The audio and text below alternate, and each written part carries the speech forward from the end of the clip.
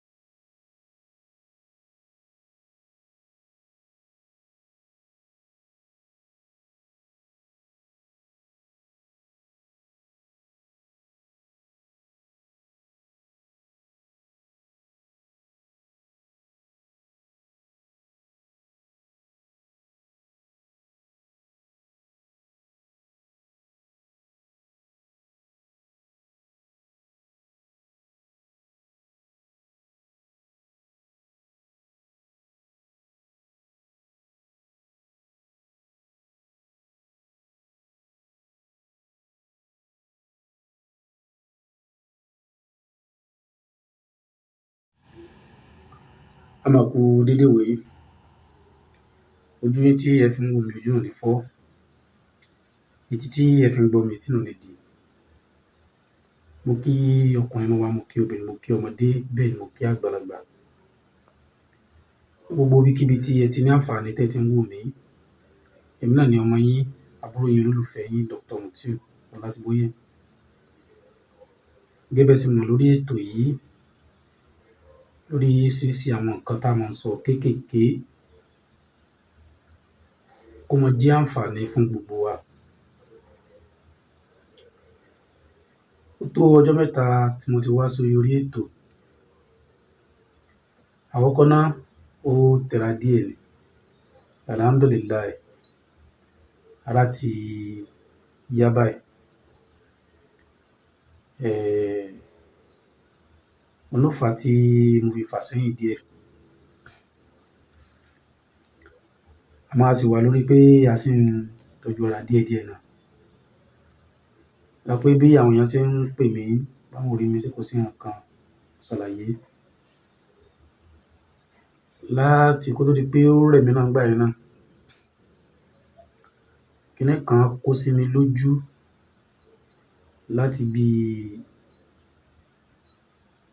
ọ̀sẹ̀ kan ni mo ti ń bá a pò ní ojú eléyìí. Mo ti ń bá a pò kó tó di pé tí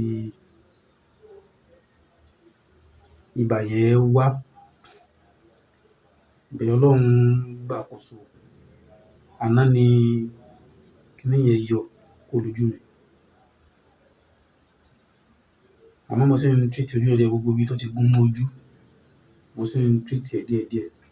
Mo sì dúpẹ́ lọ́wọ́ gbogbo ẹ̀yin tẹ́ pè,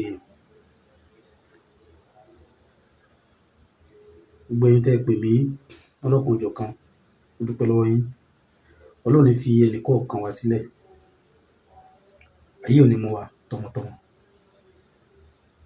So ẹnìkan ni ó bá mi sọ̀rọ̀ ní àná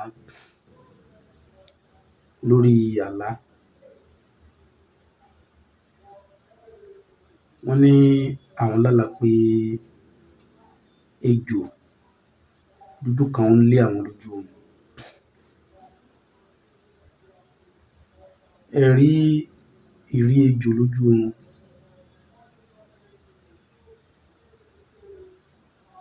Àkọ́kọ́ nǹkan méjì ló túmọ̀ sí. Àkọ́kọ́ ńbẹ̀ ni pé téèyàn bá rí, téèyàn bá lé ejò náà, téèyàn pa á, ìṣẹ́gun ọ̀tá ni.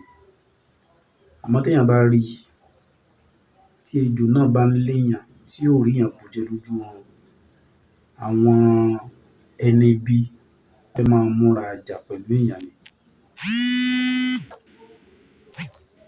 Islamically, ó ní àwọn àdúrà kan tí wọ́n fi kọ́ wa. ìyẹn tí èèyàn bá lálàá burúkú.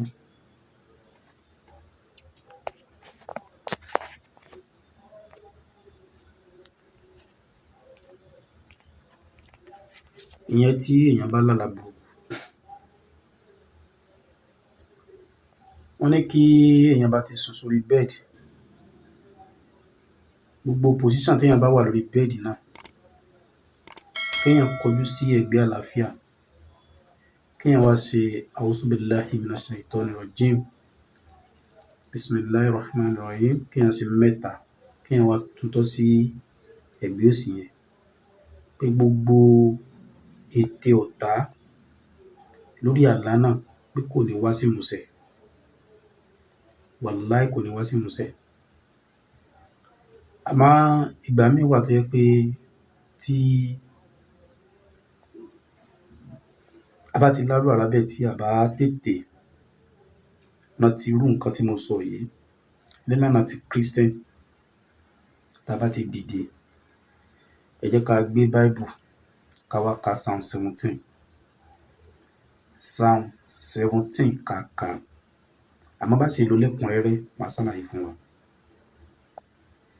Ní ìlànà sí sàárà ṣíṣe, tí a bá lá irú àlá bẹ́ẹ̀, ẹ má bínú, tí a bá lá irú àlá bẹ́ẹ̀ tí ó bá hàn pé ẹ̀rù àlá bẹ́ẹ̀ báyàn,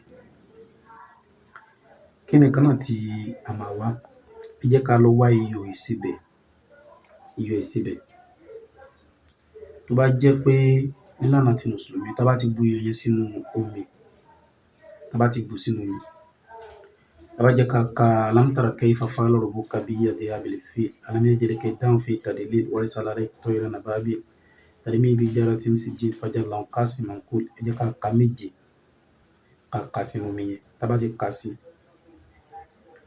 tá a bá ti ka alam tara kayfa yẹn sí tán, ó di pa ká, tá a bá ti bu omi sínú báàfù tá a fẹ́ fi wẹ̀, tá a ti bu iyọ̀ sí, ẹ jẹ́ ká kọ́ fi akọ òkúta, tó bá jẹ́ pé ọkùnrin ló fẹ́ lò, akọ òkúta 9, ẹ jẹ́ ká dà sínú ẹ̀, ká wá ṣe àdúrà yẹn sí, ká wá lọ fi wẹ̀. Ṣé wá rí òkúta yẹn, ẹ wá jẹ́ ká gbé ilẹ̀, ká dòkúta yẹn sí, ká fẹsẹ̀ ẹsẹ̀ kì í mọ́lẹ̀. Gbogbo ibikíbi tábùlà náà bá ti fẹ́ wá, Ọlọ́run ò ní jẹ́ kó ṣẹlẹ̀ lórí wa mọ́. Tó bá jẹ́ pé nílànà ti Christian, lẹ́yìn tí a ti bu omi sínú garawa, tá a ti bu iyọ̀ sí, ọkùnrin akọ òkúta 9, obìnrin akọ òkúta 7, ẹ wá jẹ́ ká ka Psalm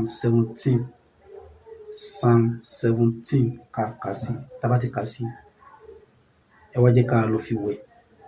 Akọ òkúta yẹn ẹ jẹ́ ká rì mọ́lẹ̀ gẹ́gẹ́ bí mo ṣe ṣàlàyé ní ti ìlànà ti Mùsùlùmí. Pẹ̀lú àṣẹ Ọlọ́run, àlá burúkú náà ò ní ṣẹ lórí wa. Ẹ wá rí ọ̀rọ̀ mi ò ní jù báyìí lọ lónìí. Tá a bá tún ráyè náà, a tún máa mú wá títí tí ara ó fi ṣe dáadáa. Ó dàbọ̀.